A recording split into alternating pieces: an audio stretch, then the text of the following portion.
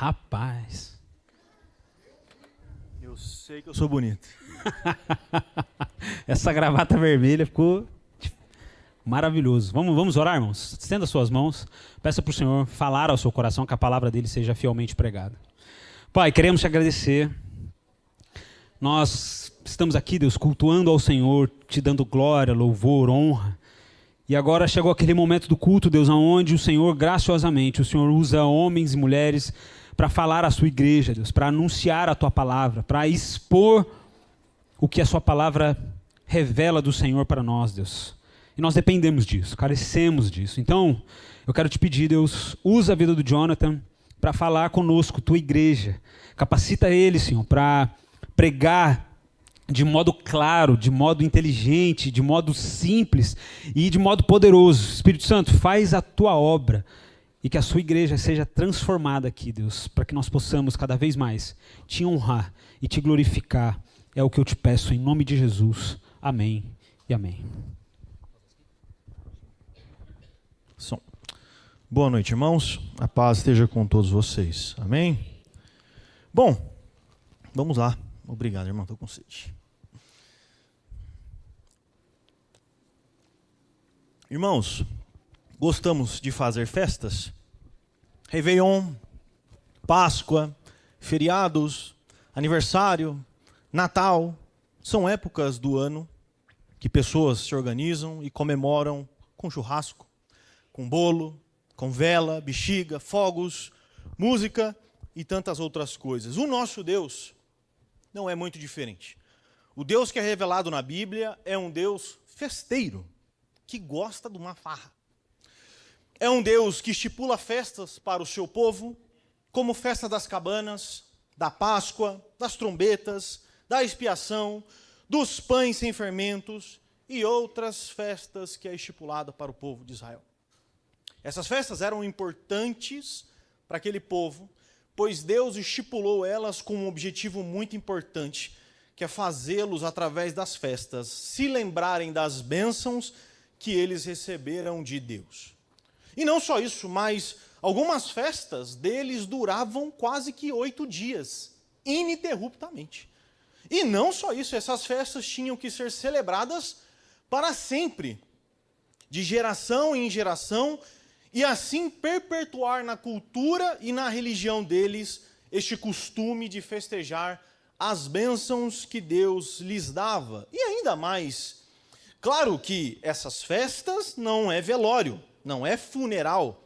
Se é festa, tem comida, tem bebida, tem música, dança, alegria, decoração, preparativos, expectativa, união, companheirismo e outras coisas. Tudo que há de bom em uma festa, nessas festas judaicas que Deus estipulou para Israel, tinha.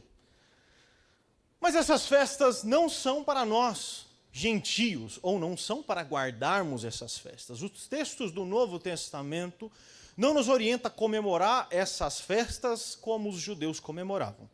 Na verdade, nós vemos Paulo mostrando que as festas para os gentios deveriam servir mais como uma espécie de princípio, ou também de fazer lembranças do que Deus fez ao seu povo, mas não cumpri-la à risca como os judeus faziam. Sendo assim, nós não temos mais esse compromisso com a lei de Deus, e não somos mais impelidos pelos textos do Novo Testamento a guardar estas coisas. Porém, há uma exceção.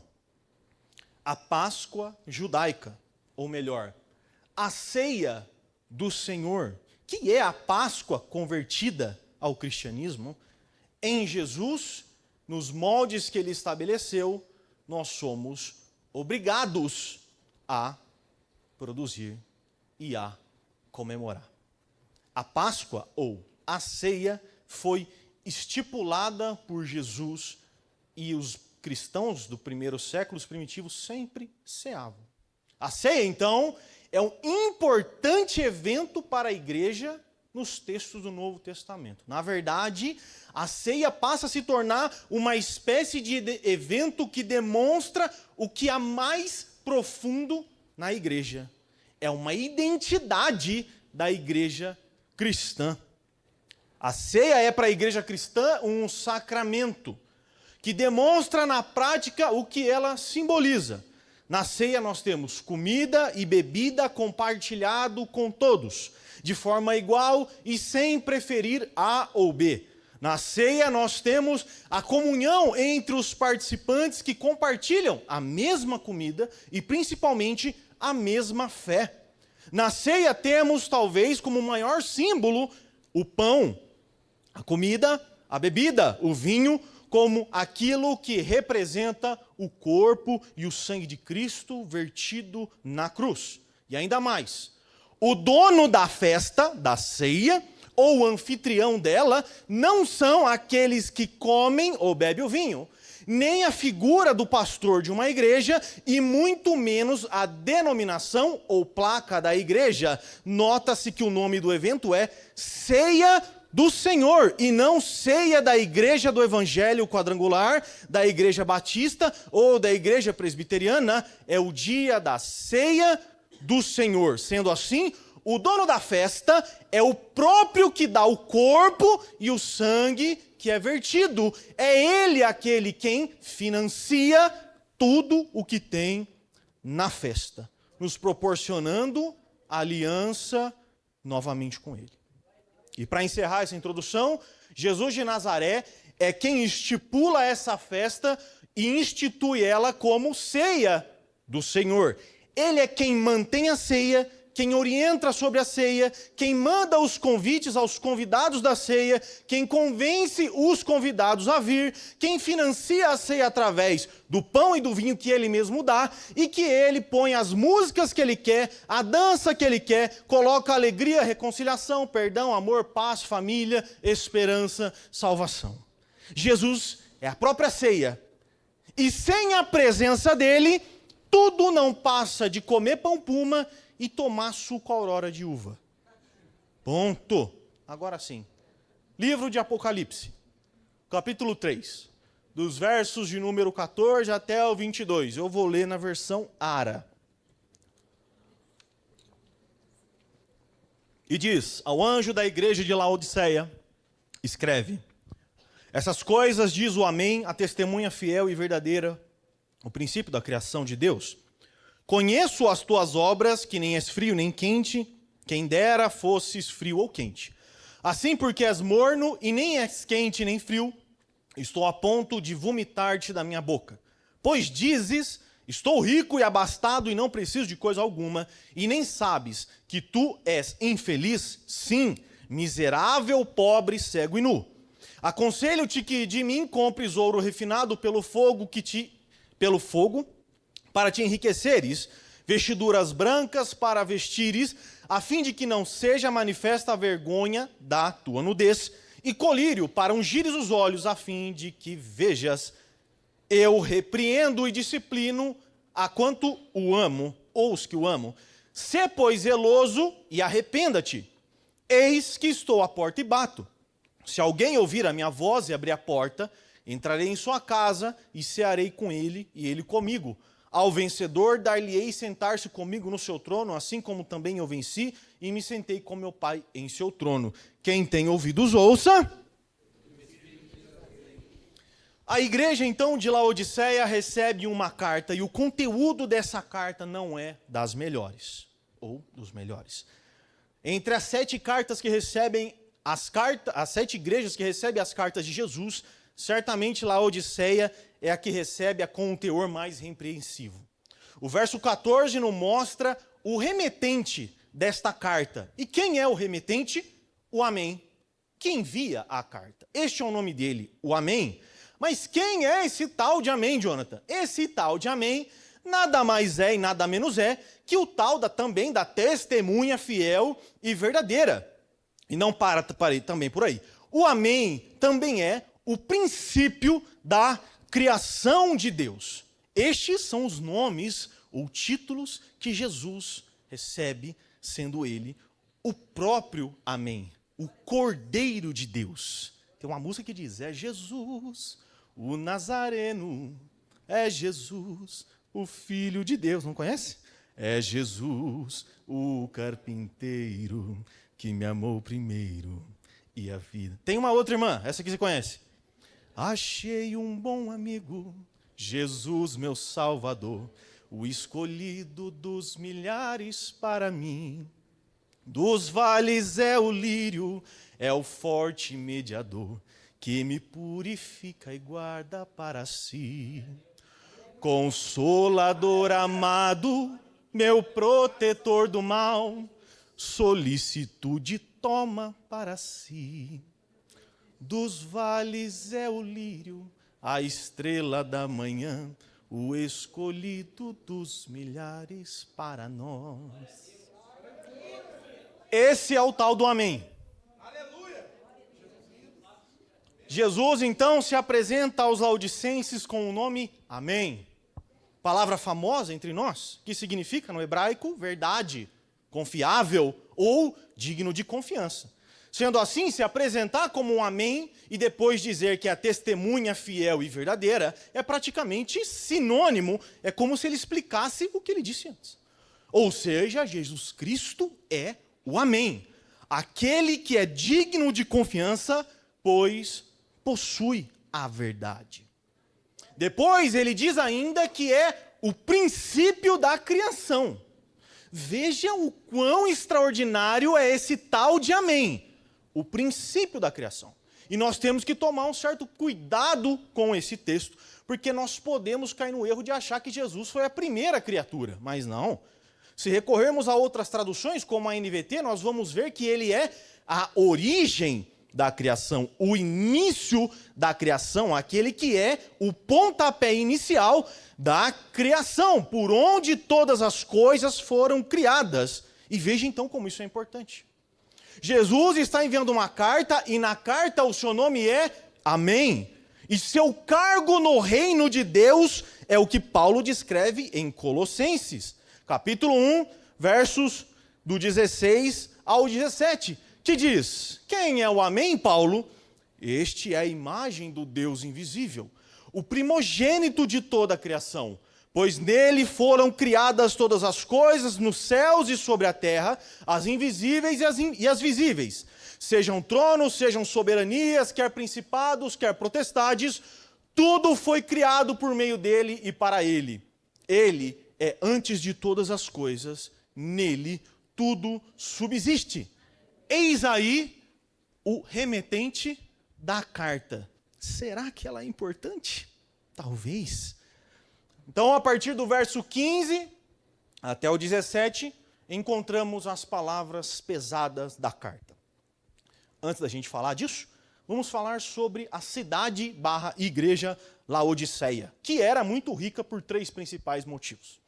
Ela ficava localizada numa rota comercial muito importante do mundo antigo, e os viajantes praticamente eram obrigados a passar por ali para fazer negócios. E além disso, por causa dessa grande movimentação e de grandes negociações, eles eram uma espécie de banco suíço da época, aonde tinham muitos bancos ali para guardar dinheiro do povo.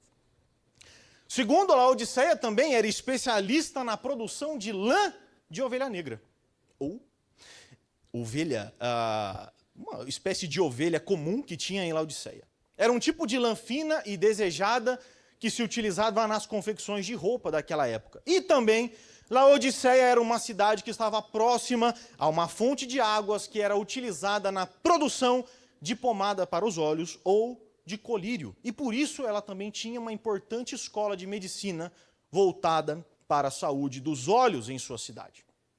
Então, aí o verso 15, que apresenta o diagnóstico do Amém sobre esta igreja. Ele diz: conheço as tuas obras, que nem és frio nem quente. Quem dera fosse frio ou quente. Palavras pesadas e severas.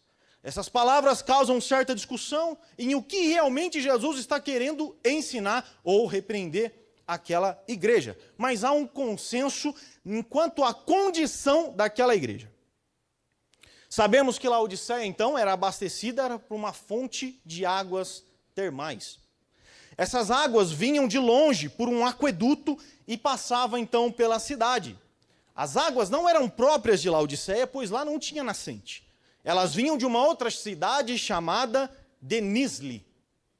As águas de Denizli, então, chegavam até a Laodiceia da seguinte forma: morna, não tinha tempo de chegar até a cidade fria, ela era morna, entre uma cidade e outra não se esfriava, e com gosto ruim dos minerais que contaminava a água e deixava ela imprópria para beber, e também causando náusea em quem consumir. Ou seja, as águas de Laodiceia eram águas inapropriadas para o consumo, e o Amém a utiliza como uma comparação à condição dos cristãos, dos cristãos daquela igreja. O Amém diz: quem dera você fosse frio, ou se você fosse quente. Alguns vão dizer que o Amém está falando sobre a condição espiritual da igreja, mas não é provável. Jesus está falando, por exemplo, das obras dessa igreja. Ele diz no começo: conheço as tuas obras, sei que não é quente nem frio, antes fosse quente ou frio. Ou seja, não deve estar se referindo especificamente à condição espiritual daquela igreja, mas à qualidade das obras que ela tinha. Mas, seja a obra ou a condição espiritual deles, fato é que Jesus prefere que eles fossem quente ou frio. Não morno, quente ou frio. É certo, então, que quente ou frio, ele faz uma alusão às águas, que as águas fossem ou quente ou fria, ou seja, conheço as tuas obras, as tuas águas, Laodiceia, e sei que ela não é nem quente e nem fria, antes fosse quente ou fria. Então aqui há uma comparação entre as águas, que é inapropriada para consumo, com as águas vizinhas, provavelmente de uma cidade chamada Hierópolis, que ficava um pouco mais distante, e lá tinha água quente de fato, onde era usada para cura, e também a cidade de Colosso, onde se tinha de fato água gelada e boa para o consumo. Sendo assim, Laodiceia, diferente de Hierápolis e Colossos, sua água é morna. Antes fosse quente, daria para usar em medicina. Antes fosse fria, daria para beber. Mas como você é morna e ruim, estou prestes a te vomitar da minha boca. Águas inúteis, inapropriada para a cura e o consumo.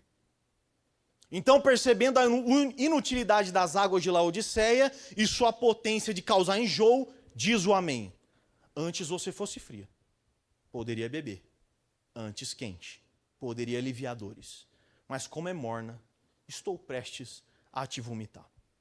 O verso 17, então, expõe algo também muito importante: a falsa riqueza daquela cidade.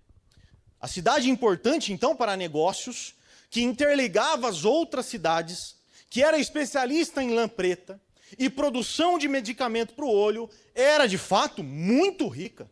Talvez uma das mais ricas da época. A riqueza da cidade provavelmente era também vista na igreja. Sendo assim, tanto a cidade quanto a igreja era composta de pessoas bem-sucedidas financeiramente, ricas, comerciantes e de pessoas inteligentes. A imagem da cidade é também, então, vista ali na igreja. Provavelmente os crentes iam com belas roupas para o culto. O som era de primeira, o ar-condicionado era maravilhoso, isolamento acústico na igreja, telão de LED de altíssima qualidade, o melhor jogo de luz possível, o microfone do mais sofisticado, um estacionamento amplo para os membros. Uma igreja rica. Não tinha ali, pastor, piso soltando, não tinha ar-condicionado parado, não tinha problema de infiltração de água e risco de queimar os equipamentos e computadores. Quando o pastor falava que precisava de 25 mil para executar obras na igreja, facilmente alguém se levantava e falava assim: vai lá, compra que eu pago. Isso era a igreja de Laodiceia. O problema, irmãos, não é ser rico. Problema nenhum de ser rico. De forma alguma. Quem dera tivéssemos aqui milionários e Josés Riscos. Não há problema em ter muito dinheiro. Muito patrimônio e muitos membros financeiramente, sem problema nenhum. Antes que Deus mande os jogadores de futebol para cá. Os netos do Silvio Santos são bem-vindos. Os filhos dos donos da Ambev podem vir. E o dono da Ambev também é muito bem-vindo. Podem vir para cá. E que vocês, quando vierem para cá, possam também financiar os projetos da igreja. Uma nova igreja, novas pessoas para financiar no ministério pastoral, melhorar a condição de trabalho de todos os irmãos aqui. Que venham os ricos, que sejamos também fartos de ricos. Não há problema nenhum em ser rico. Seja rico. O problema não é ser rico. O problema é achar que a riqueza é sinônimo de aprovação de Deus. A mornidão dos laodicenses não vem da riqueza deles, mas da autossuficiência. O que gerava ânsia de vômito no amém não era a riqueza dos crentes, mas a falsa sensação de segurança espiritual por causa das riquezas que eles obtinham. O que diz aí o verso 17? Pois dizes, estou rico e abastado, não preciso de coisa alguma. No ano de 60 depois de Cristo aconteceu um terremoto em Laodiceia e arrebentou com a cidade. Roma, a capital do império, decidiu ajudar. Vamos financiar a reconstrução da cidade. E a cidade de Laodiceia, muito obrigado, não precisamos. Temos dinheiro suficiente para fazer sozinho. Talvez, para se olhar para uma cidade, nossa, parabéns, que coisa maravilhosa. Olha, uma cidade que não precisa de outras em seu financiamento. Só que o problema é que, semelhante à cidade, a igreja, por ser rica, se sentia também autossuficiente, independente, e não necessitava de nada.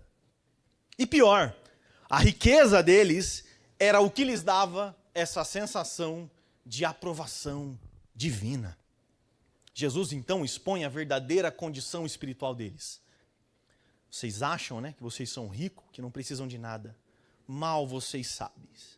Nem sabes que tu és infeliz, miserável, pobre, cego e nu.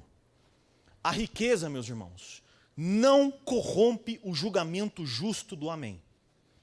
A riqueza não suborna o justo juiz e não compra sentenças mais brandas. O dinheiro não enche os olhos da testemunha fiel e verdadeira. Não corrompe o seu coração. Não lhe impressiona e nem lhe tenta. Na verdade, é exatamente a riqueza e a falsa sensação de segurança que ela traz e a aprovação que as pessoas acham que ela tem, que Jesus usa para proferir uma sentença contrária. Vocês são infelizes, miseráveis, pobres, cegos e pelados. Então as admoestações de Jesus vão na contramão da falsa sensação dos laodicenses. Eles diziam, somos ricos, independentes, somos banqueiros, produtores da mais fina lã preta, somos mestres em medicina para os olhos. Vendemos nossos serviços e enriquecemos com os nossos negócios. Então Jesus aparece. Não. A verdade é que, fisicamente falando, vocês são ricos.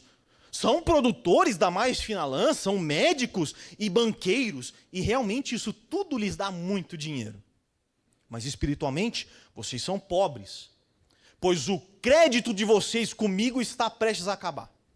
São cegos, pois não enxergam que a lã preta de vocês não cobre o pecado que está exposto com a sua nudez. Então o verso 18 registra a orientação do amém para resolver o problema da igreja. O que ele diz? Eu aconselho você a comprar de mim ouro purificado pelo fogo, e então será rico. Compre também roupas brancas, para que não se envergonhe da sua nudez, e colírio para aplicar nos olhos a fim de enxergar. Comprar ouro puro, purificado no fogo. Isso serve para ilustrar a verdadeira riqueza espiritual, em contraste com a falsa confiança nas riquezas materiais. As vestes brancas aqui pode ilustrar a justiça de Jesus, que cobre multidão de pecados, e a vergonha espiritual. O colírio divino serve para estes que são cegos, para que eles possam enxergar realmente a condição precária aonde eles se encontram. É interessante então notar que o Amém diz, ou utiliza o ouro refinado, as vestes brancas e o colírio para ser o contraponto às riquezas terrenas, a lã preta e o colírio que é produzido em Laodiceia. As duras palavras de Jesus não são para afastar os laodicenses, mas para pavimentar um caminho de arrependimento e reconciliação. As duras palavras de Jesus não são para afastar, mas para trazer para perto. Sendo assim, a igreja de Laodiceia, embora pobre, cega e nu, não estava descartada dos planos de Deus. O Amém considera ela como sua filha, pois ele está a repreendendo como um pai repreende o seu filho. Chegamos então à parte principal, verso 20. Antes de qualquer coisa, é importante eu deixar algo muito claro aqui. Este verso não é voltado para o incrédulo. O texto deixa claro que essa é uma carta para uma igreja. E especificamente, esta parte é voltada para a igreja de Laodiceia e não para os incrédulos da cidade. O conteúdo da carta não é voltado para incrédulos, para a igreja. Até porque a cegueira, a nudez e a pobreza espiritual relatada é voltada para uma igreja que tem em suas riquezas a segurança espiritual. Além disso, o texto também é claro e fala sobre Jesus batendo em uma porta na expectativa de poder entrar e cear.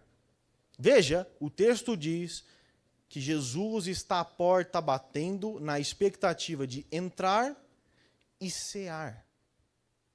Este ato de cear, e que nos remete à ceia do Senhor, não é praticado com pessoas que não têm a mesma fé. Eu não sei se te ensinaram, mas a ceia do Senhor é um prenúncio do que há de vir. E no há de vir não tem incrédulo. No céu é a comunhão plena dos santos. Não tem ateu lá. Sendo assim, Jesus está batendo na porta da igreja e não do coração do incrédulo. Isso é importante deixar bem claro. Jesus então está batendo aqui na porta da igreja. E ele diz: eis que eu estou à porta e bato. Jesus está do lado de fora da casa, batendo na porta. Irmãos, ninguém toca campainha de uma casa sem a expectativa de ser atendido. A não ser que seja eu, quando moleque, que apertava a campainha e saia correndo. A expectativa era só incomodar mesmo. Né? Mas ninguém chama lá: oi, Holanda! Na expectativa da Holanda não sair. Ou seja, temos mais um ponto a se considerar. Importantíssimo aqui. A educação de Jesus em bater na porta desta igreja é uma disposição educada com a igreja, e assim foi feito inúmeras vezes com o povo de Israel. Deus chamava amorosamente o povo ao arrependimento, pacientemente batia no coração do povo de Israel e esperava ser atendido por eles. Ele então fazia um toque-toque que lhes propunha um caminho de arrependimento e reconciliação.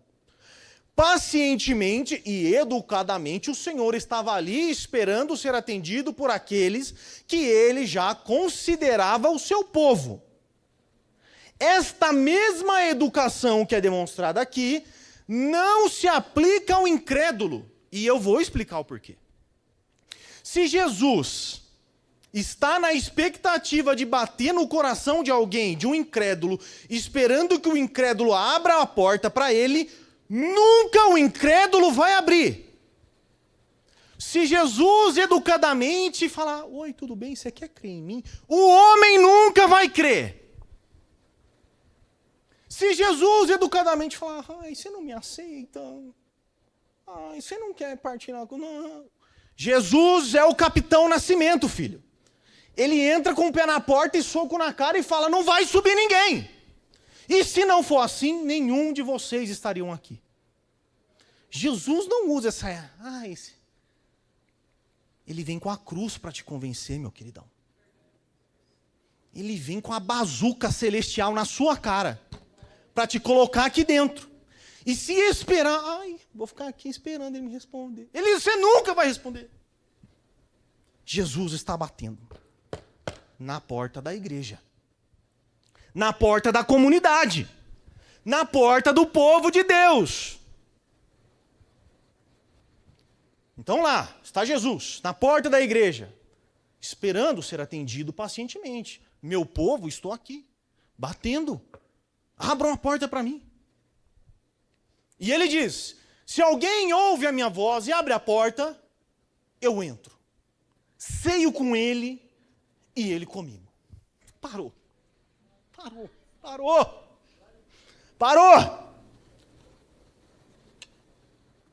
No Antigo Oriente, era comum propor um jantar de reconciliação. Quando as pessoas brigavam e entravam em desavenças, a reconciliação geralmente vinha através de um convite para jantar ou cear. Este compartilhar da refeição era entendido como um compartilhar da própria vida e um ato de reconciliação. Só que o problema é que no Antigo Oriente as refeições eram também uma espécie de equiparação ou equivalência social. Explico. Se sentar para comer com um fariseu era se equiparar ao fariseu. Se sentar para comer com um soldado era atitude de soldado. Sendo assim, as refeições, quando eram feitas juntas, elas reforçavam o estereótipo daquela relação. Se eu me sento com um fariseu, logo sou fariseu. Se eu me sento com um soldado, logo sou um soldado. Ou seja, as relações na mesa promovia um reforço daquela comunhão. Por que você acha, meu queridão, que Jesus, ou melhor, que os fariseus se irritavam por Jesus sendo filho de Deus e ao mesmo tempo se sentar com publicanos e pecadores para comer? João vem, não come e não bebe. Vocês estavam na célula ontem? João vem, não come e não bebe. Vocês estão reclamando. Eu estou vindo, comendo e bebendo. E os seis reclamam também. O que vocês querem da vida, velho? Decide, irmão. Por que vocês acham que Jesus, sendo filho de... você é o filho de Deus? Você deveria reforçar o seu estereótipo sentando com pessoas de Deus. Mas você senta com publicanos e pecadores. É sério, Jesus, que você vai vir domingo aqui na igreja para cear com essa galera? É com esse povo aqui que você vai partir o pão? Jesus violou diversas vezes a barreira do reforço sociológico, sem se importar com quem sentava na mesa. Ele comeu com os pecadores, com publicanos, com mentirosos, com trapaceiros, com lascivos, com viciados, prostitutas e doentes. As refeições, então, eram compartilhadas entre as pessoas próximas, amigos, família. Jesus, quando se senta com um pecador, se coloca, então, na posição deles. E por causa dessa impressão que a refeição passa, se equipara aos pecadores. Mas o ato de Jesus não tem a intenção de se misturar com os pecadores. E nem ser igual a eles. Mas o de ser acessível a todo aquele que reconhece a sua pobreza, a sua nudez, a sua vergonha e a sua cegueira. Se era um pecador contrito, amargurado por seus pecados e desejoso de ouvir os ensinos do Amém, ali estava Jesus comendo com ele. Gordon Fee diz: Jesus violou muitos desses limites ao compartilhar refeições com pecadores com o propósito de comunicar à religião institucional que o reino de Deus deve vir todos são bem-vindos, não com base em algum tipo de aceitabilidade, mas com base na resposta do chamado de Deus. E não para por aí. É aqui que entra o sacramento especificamente da ceia. Como eu disse antes, a ceia é do Senhor. O Senhor é o motivo da festa, o financiador da festa, o doador da festa. A festa é dele, por ele, nele, para ele. O Amém, a fiel testemunha e verdadeira, o princípio da criação, o Rei dos reis, Senhor dos senhores, o Alfa, o Ômega, o início, o fim, o Cordeiro de Deus estará presente entre nós e convida a toda a igreja a participar do banquete que ele prepara para a sua igreja. Mas o problema, irmãos, é que em alguns locais, em algumas igrejas, a festa até acontece. Só que Jesus fica do lado de fora. Tem comida na festa, tem bebida, tem dança, música, tudo o que é necessário. Até o pão e o vinho tem. Repleta de pessoas autossuficientes, independentes do amém que está batendo lá fora. São pecadores não arrependidos. São homens ricos aos seus próprios olhos, que se iludem porque estão bem vestidos e comendo uma boa comida. Por causa da minha boa vestimenta, da minha boa comida, do meu bom carro, da minha boa igreja, o amém está aqui. Não está! Não está! Pessoas se iludem com a riqueza, com milagres. Porque aconteceu um milagre no culto, Jesus está lá. Quem disse, irmão? Quem disse? É claro que os milagres nos acompanham, mas isso não é o sinal exato da presença de Jesus. Quer saber qual é o sinal exato da presença de Jesus? Tem pecadores na mesa. Tem pessoas se arrependendo de seus pecados. A pregação está sendo exposta e as pessoas estão. Estou entendendo. Eu entrei aqui cego, mas agora eu vejo. Eu entrei coxo, mas agora eu ando. Eu entrei morto, mas eu ressuscitei.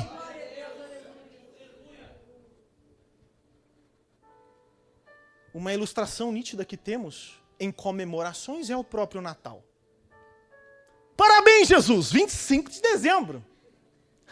Seu aniversário. Vamos encher a cara, rumar a briga, encher o tanque do carro e ir para Caraguá ficar louco de droga. E vamos comemorar o aniversário de Jesus.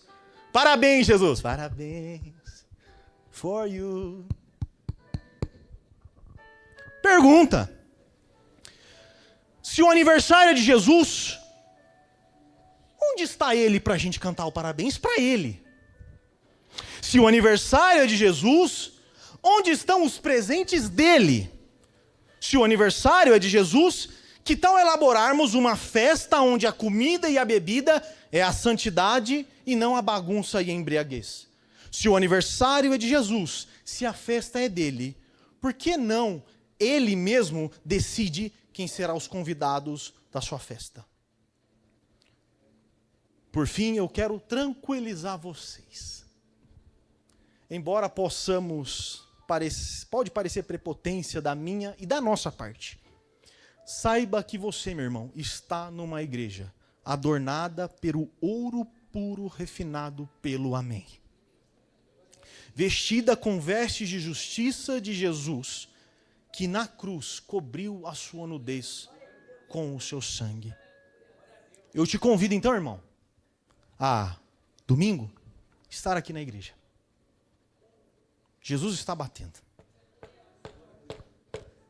Quem ouvir a voz dele e abrir a porta, estão dispostos a abrir? Amém? Amém. Então o amém vai estar aqui. Te convido, meu irmão, a estar aqui no próximo domingo. Nessa festa que nós vamos juntos celebrar a morte, a ressurreição e abastecer a nossa esperança da volta do Filho de Deus. Se você é um pecador convicto, se você é um mentiroso, um malandro, um fofoqueiro, um briguento, um injusto, avarento, idólatra, uma prostituta, ou seja lá qual tenha sido o seu pecado, mas que no seu coração penetrou o arrependimento que o Espírito Santo ministrou sobre você, domingo, 6 horas, começa o nosso culto. Teremos pão, vinho e a palavra de Deus sendo ministrada.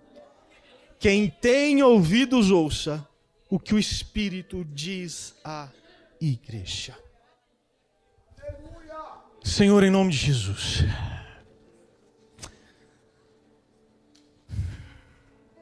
Graças te damos. Nós te damos graças, Deus, porque o Senhor prepara uma mesa para nós. O Senhor que no céu, antes de sua vinda, Pai, comia do bom e do melhor, se vestia com o bom e com o melhor, era adorado de forma plena, decidiu se fazer homem e habitar entre nós, se esvaziando de tua glória e de teu poder extraordinário, e vindo até nós se encontrar conosco, Pai, e compartilhar o seu corpo e o seu sangue com cada um de nós. Senhor, obrigado. Eu não posso, Pai, sem a tua presença participar deste evento, mas se o Senhor me permitir, domingo, Pai, eu estarei aqui para celebrar com os meus irmãos a tua vinda, a tua morte, a tua ressurreição, e me lembrar com os meus irmãos que um dia o Senhor virá, para mais uma vez num grande banquete, nos reunirmos para nunca mais sairmos dali. Que o seu nome seja glorificado para todos sempre. Amém.